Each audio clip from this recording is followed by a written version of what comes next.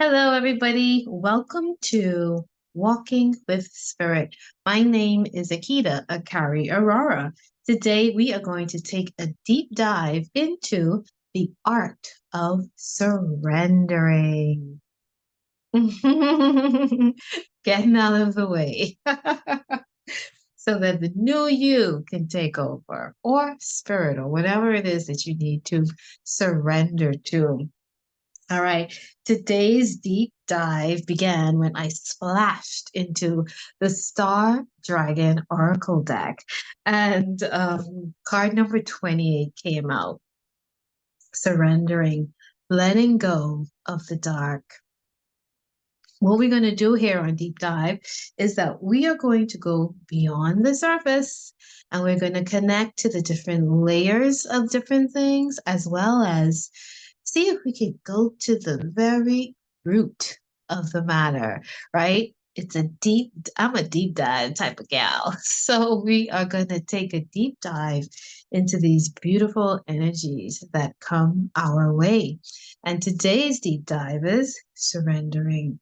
Now, what we're also going to do in here is we're also going to the foundation and the intention of creating this space and taking these walks with spirit is so that we are tapped into our own intuition and we trust that guidance.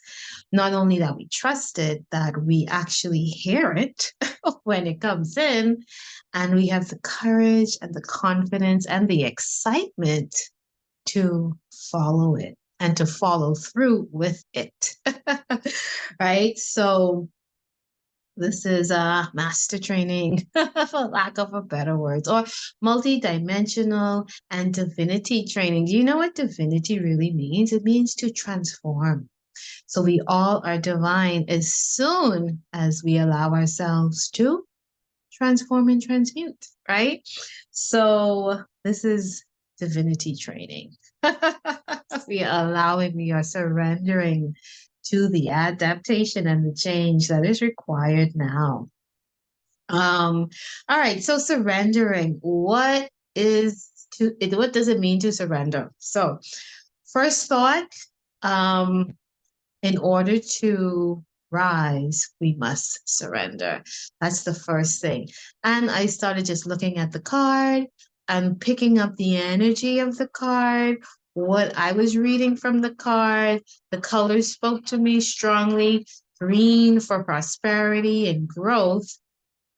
And then the magenta lavender for the crown chakra, as well as the wholeness in there. Magenta is that combination of the third eye as well as the crown. So it's not just one thing, but it's literally the unity. Also, the magenta is the combination of the blue and the pink, right? So the magenta has a lot of unity and the combination of different things coming together to make something beautiful energy, right? So, so when I see that, I know I'm like, okay, it's surrendering, but it's growing. And sometimes we don't tend to put that in the same category, right? So as I am receiving this information and reflecting and contemplating, Spirit starts talking to me and it starts asking me some questions. And Spirit says, suppose what some said was a crucifixion was actually just a sweet surrender. And I'm like, oh, you got my attention now. So, yeah, so let me contemplate on that. Is that the one and the same? Crucifixion, meaning which looks very painful and fiery and breaking me down. Is that the opposite but equal energy of surrendering? Hmm, let's see. Right? So that was one thought. And then I started to think of, all right, and again, the first thought, in order to rise, we must surrender. Um, and it took me back to well, before I got back to 2020, it actually took me back to December. And in December, I started getting this thought. Spirit started saying to me, "You're not gonna break down to break through, not this time, baby girl," right? And I was like, "Yeah, sweet surrendering."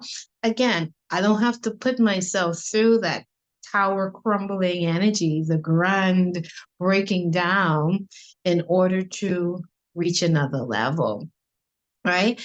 And so again, we're in the season of sweet surrendering, and that's why I called it the sweetness and the reward, right? Because it's not the same thing as breaking down to break through. It just isn't. It feels different. It's more enjoyable. There's more reward coming for the effort as opposed to pain for gain, right? And that's where the crux of the matter is. So in 2020, I decided, I'm going to stop this pain for gain thing that I keep on encoding within myself, right? That I must have pain in order to rise up, and pain equals gain, and I have to learn the lesson, and this is going to teach me something. No more.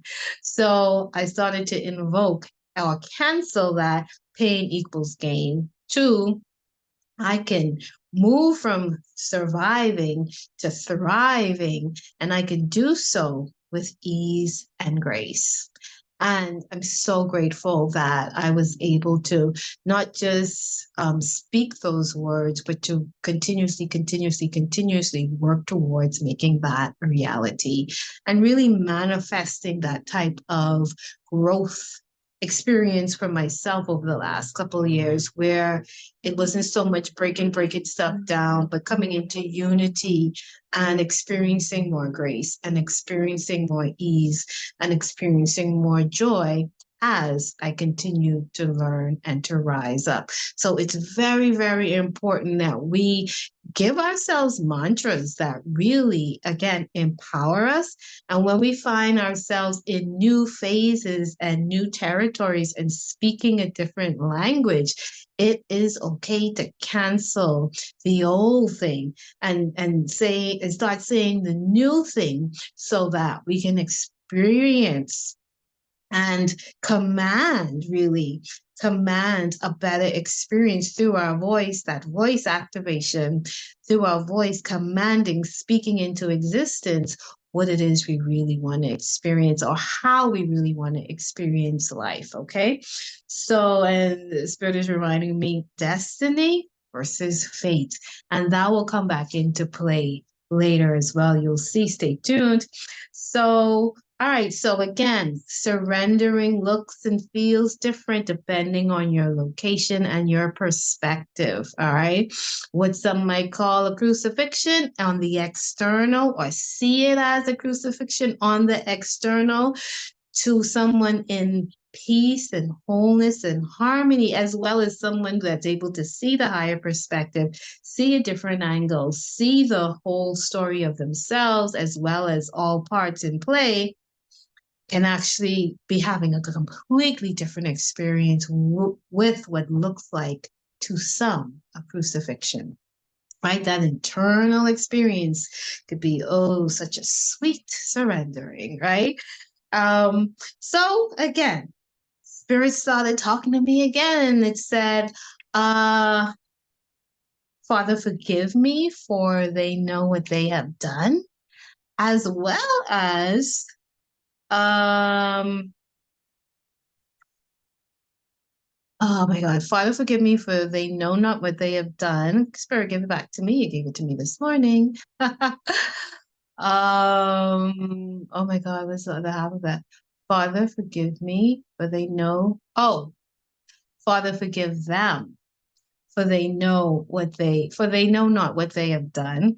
Luke and Matthew, Father, why have you forsaken me?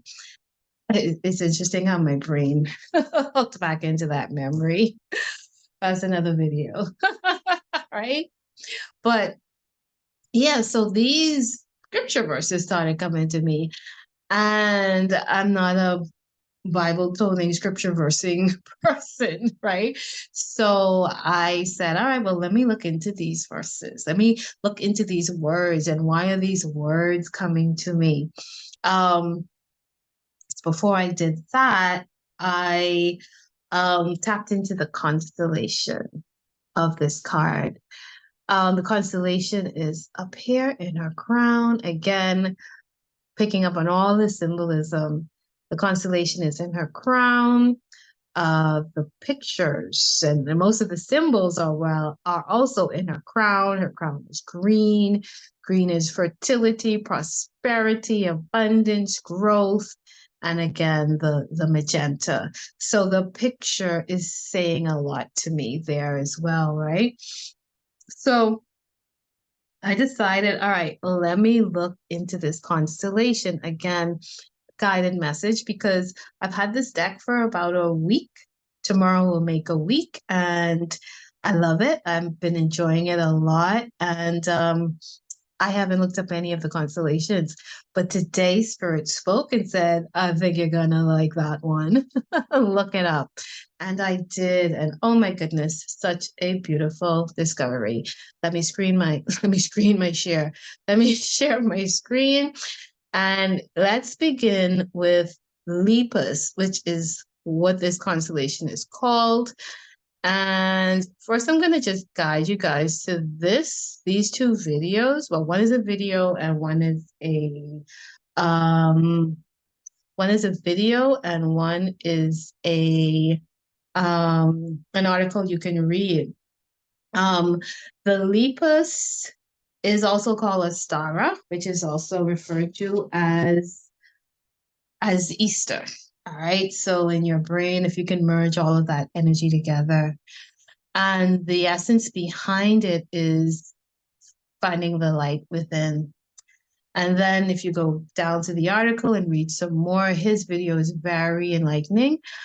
Just goes into the myth as well as the different cultures, but also the spiritual meaning of it beyond the myths and beyond the cultures.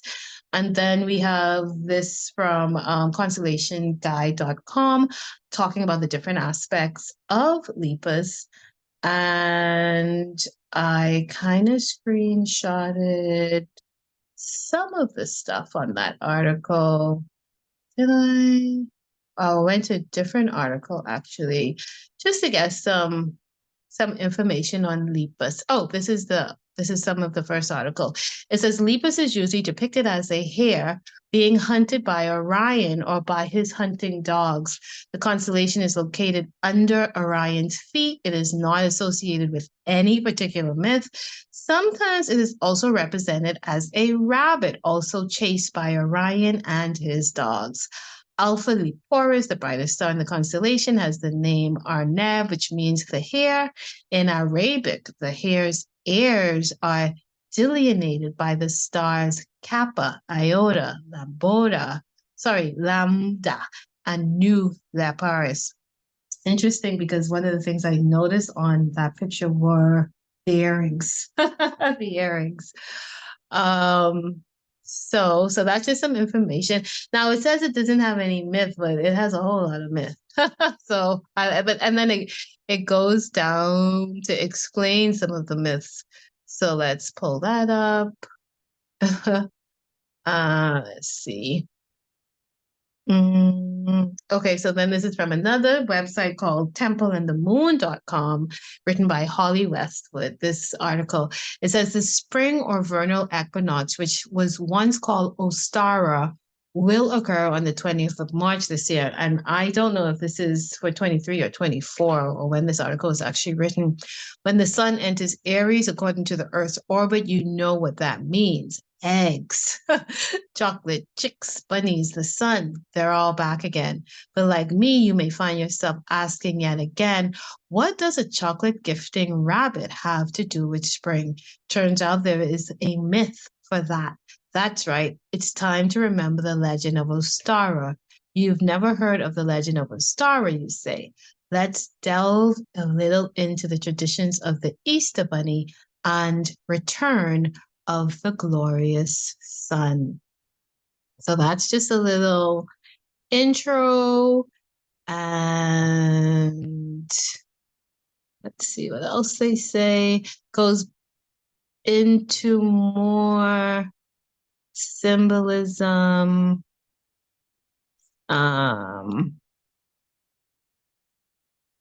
Yeah, in the Christian tradition, Easter and its connection to the hair can be traced to the legend of Ostara, sometimes East Eostre or Oestre.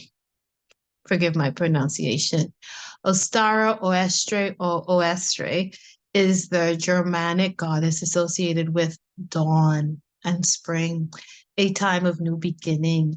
So she was so closely associated with fertility that we even derive the word ostrigen from her name.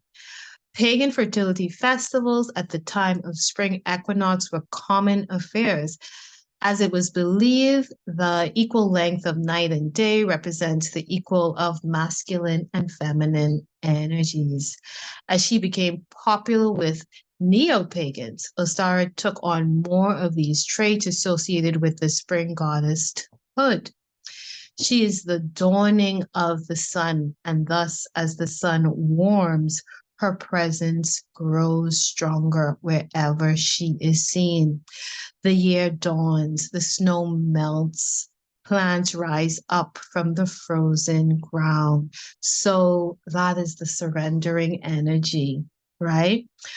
The presence of Ostara, the presence of Lepus, it's a season of change. It's a transmutation that allows the surrendering where the dawn is here. And what is the dawn? The dawn is that period between the night and the morning. So it's this period between two separate periods, right?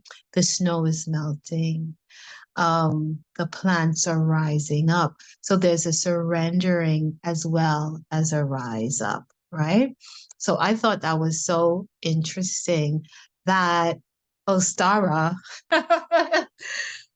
is the energy or the goddess energy, Easter, fertility, abundance, and that in order for us to rise up again, there is this surrendering, right? So the whole crucifixion surrendering prompting that spirit was giving me was very much on key, right? As well as, so go look at that video, go look at that, go absorb that video. He has and some nice information in there. The articles are very informative to do your own research, as we always do with things.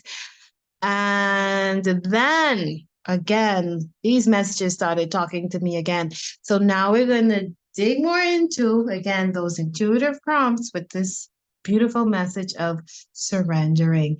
Now we're going to go into the different layers and the roots, some roots, right? Explore the different layers and see if we could get to the root of what spirit was guiding us all to through me. Right? But through this card and through the prompts it was allowing me to have, right? So so Matthew and Luke. All right. So now I'm like, all right, I see that this is about surrendering for more, right? And that energy of the feminine, right? Who what's coming in right now is this energy that where the feminine has been submissive, but that submissiveness was in order for the rising up, and kind of like we're ending that submissive feminine because we are now really we have risen.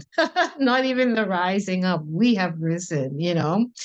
And even within that there's also a surrendering now, because now that risen feminine too must surrender and take on the new identity within herself, you know? So that's something that spirit just sent me.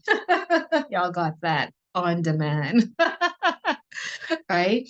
And right, so let's go into this Matthew and Luke conversation. So the math, and just make sure I did not miss any of my points. I think I got them all in. Yeah, Matthew and Luke again. Spirit asks me, suppose what some perceive as crucifixion was really a sweet surrendering, right? And I'm like, really? Let's look into it. Let's take this deep dive. So Matthew says, hey, Father, why have you forsaken me? And Luke is saying, oh, Father, forgive them for they don't know what they have done. So when I reflected on what I was receiving, I said, well, one sounds like a crucifixion and one sounds like a surrendering, to be in that space where even if there seems to be heartache and pain and a storm on the external and transmutation on the external, but to be in such a place of wholeness, um, where and consciousness, where um, you can give that forgiveness and say, Father, forgive them, for they not know what they are doing. You know what I mean? I mean, come on, that is such a place of power, and peace and joy to be in and bliss, right? And then I realized, yeah, it was his sweet surrendering because he had that higher perspective. He had that omnipotent view. And he would have known that his path, his purpose, as well as knowing that this is the next step to my up leveling, right? This is my upgrade. I've accepted this, for my path and my role, because you and I are now one, right? So in that moment of crucifixion, this sweet, sweet surrendering, he was able to give, right? The will to his soul. He was able to invoke and say those words, right? How beautiful was that? So I go into Matthew. Let's go into Matthew. That's what I said. Let's go into Matthew. Let's learn what Matthew is. And I go into the metaphysical again, because these are the deep dives. We go into the metaphysical to get the deeper messages. Okay, so Matthew, this one is from Matthew. On the cross, Jesus cried, Eli, Eli, lama sabachthani. That is, my God, why hast thou forsaken me? Matthew 27, verse 46. Let's go up a little bit. It says, metaphysical meaning of sabachthani. We find the root idea of loosening, setting free, letting alone, or forsaken are secondary developments. The real root idea of the word expressed the cutting loose of bondage or freeing from slavery. So really, he's saying, why have you loosed me?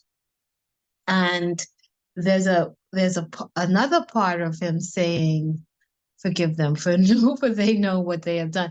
It's showing us really the duality in man and the conversation between different aspects of ourselves as well. So metaphysically, sabachthani is the cry of the soul at the darkest hour of crucifixion. There it is.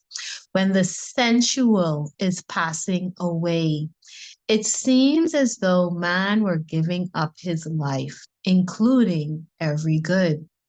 The sensual looms so large at this hour that, for the time being, it shuts God from the consciousness of the individual who is going through the experience.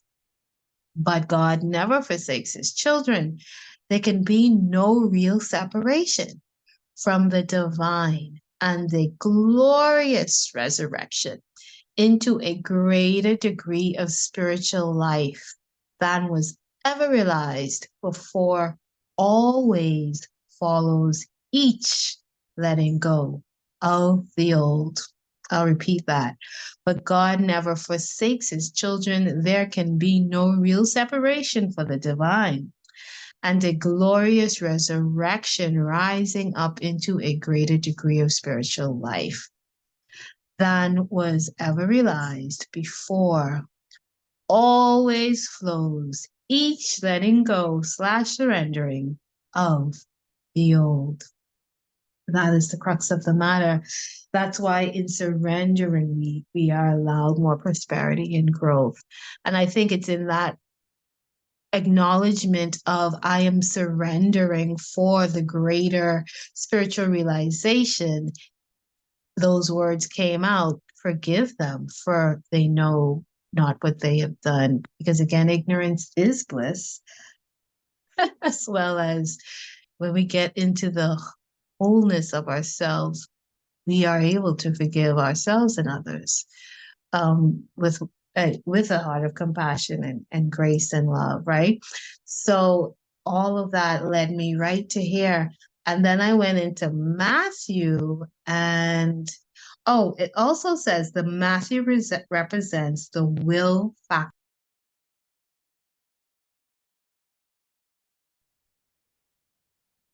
Just make sure my sound is back. Sometimes calls come in. Okay. Yeah. The will faculty. Matthew represents the will faculty in man. So again, what is your will? What is your divine will? And in this, everything represents, just make sure my volume is on again. I'm getting it. Sometimes calls throw me off. Okay. Yeah, it's divine will. And every time, oh, sorry, Matthew represents the will faculty in man. And in the body, it's in the forehead. So that's why we have all of this coming up in the picture of the forehead. All of this is about that growth, that discipline, that will, right? And we speak our will into existence through our throat chakra. But as we think it, we speak it. As we speak it, we become it, right? So it's all up in our perception, whether we are being crucified or having a sweet surrender, right? And letting go of what's heavy is a good thing, or just letting go of the darkness, as the card said, let go of the dark to let light, let go of the heavy to let lightness. Let go of the lie to let in the truth. Let go of the chaos to allow more of the harmony, right? You gotta give something to get something. You gotta give to get. There's a transfer happening, a transformation, right? And then so then we go into Luke, right? And Luke, well, I didn't know, first of all, I didn't know where these verses were coming from. So I first looked up Matthew and Luke just to find out what that symbolism is. I know all of the disciples actually represent disciplines, right? So I wanted to see what container that voice was coming out of. And again, it's the container of our will and our mindsets, our crown, and in that he was saying, why have you forsaken me? Why are you letting me go? Right. And in another version of it, he said, forgive them, for they know not what they have done. So we got to see two versions speaking in that moment. So we go into Luke. And what does Luke mean? And what does that verse symbolize? It's all about symbolism, too. Symbolism is so profound, right? So we go into this Luke. Metaphysical meaning of Luke means luminous, light giving, enlightening, instructing. Isn't that beautiful? Right? So it says a Christian who traveled much with Paul in his ministry. Luke is called a physician and is thought to be the writer of the Gospel of Luke and the book of Acts. Meta, the medical physical version, Luke means luminous, light-giving.